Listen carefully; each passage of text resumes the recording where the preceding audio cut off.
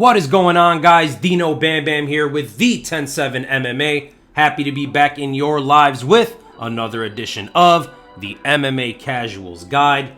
This series is for very new or very casual fans of MMA. It's intended to give you the basic breakdown of what's going on this upcoming card, so you know what you're watching, so you know what you're looking out for, so you don't look like such a casual when you're watching the fights with your friends.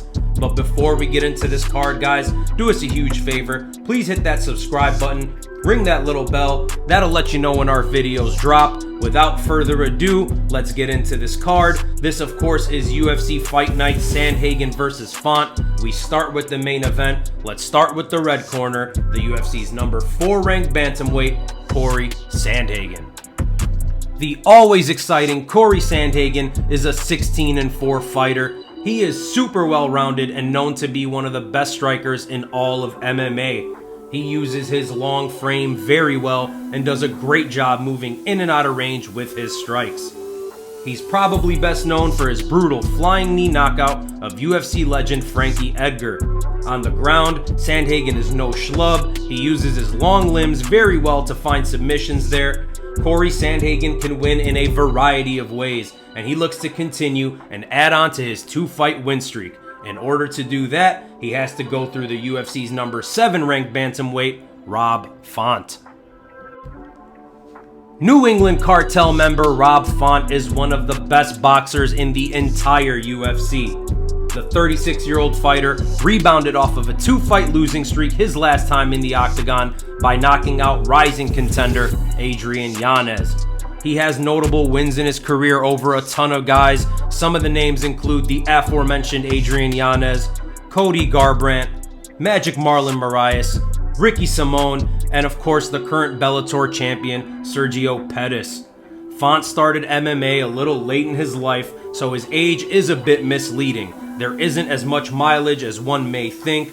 With the bantamweight title being defended in 2 weeks, the winner of this fight sets themselves up very nicely for a title shot in the near future. This should be an absolute banger of a main event. But before we see that main event, guys, we are going to see an amazing co-main event. We have former champion Jessica Andrade taking on the undefeated Tatiana Suarez. Let's start with the red corner. Let's start with Bate Azteca, Jessica Andrade. Andrade is a little tank. She previously won the world title by knocking out fan favorite Thug Rose Namajunas by slamming her on her head. It was a huge upset at the time, but since then, Andrade has been fighting the best of the best at 2 different weight classes, the 115-pound division and the 125-pound division. She's fought everybody. She's fought Rose Namajunas twice. She's fought against Valentina Shevchenko. She's fought against Zhang Wei Li, Erin Blanchfield, Amanda Lemos, and a ton more high-level fighters. While she is currently on a 2-fight losing streak, she's always a threat to any woman in any weight division. You can just ask Lauren Murphy, who Andrade put an absolute beating on this January. She has a tough task ahead of her as she is looking to take on the undefeated Tatiana Suarez.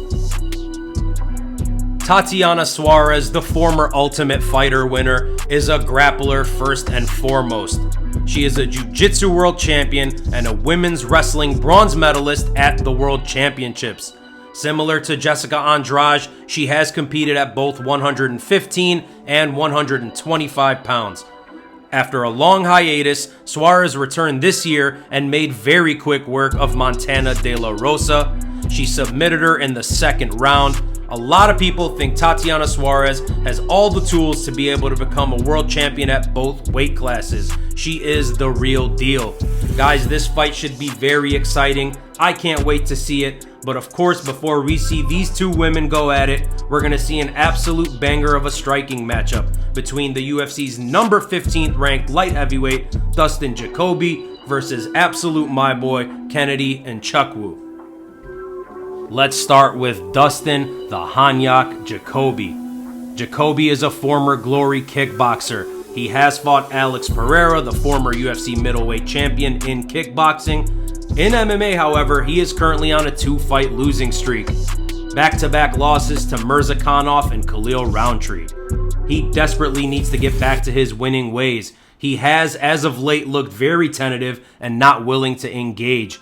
Previously, he would keep his opponents at range and successfully point fight them, using his reach and striking skill to win his fights. Fans look to see him back in the win column, but in order to do that, he has to beat an absolute force in the surging Nigerian contender, Kennedy Nzechukwu.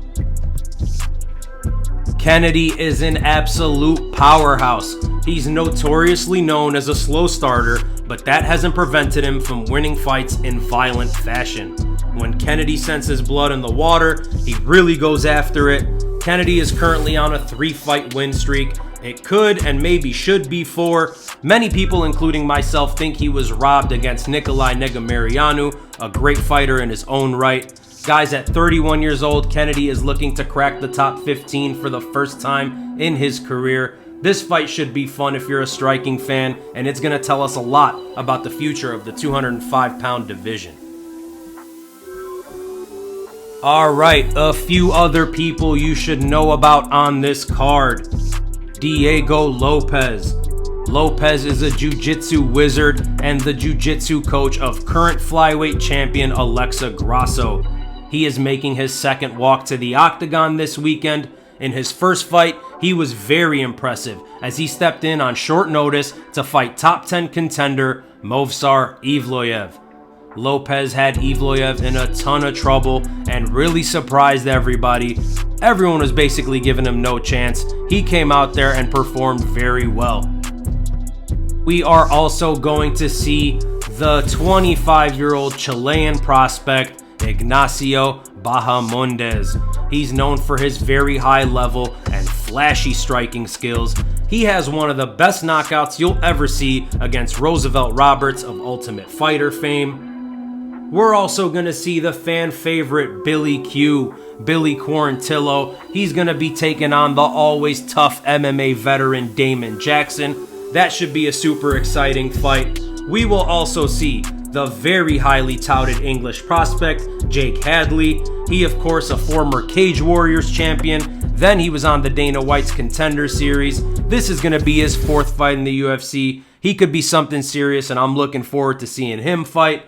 Guys, we're also going to see 2 absolute R-boys. The first fight of the night has the Jamaican sensation, Ode Osbourne.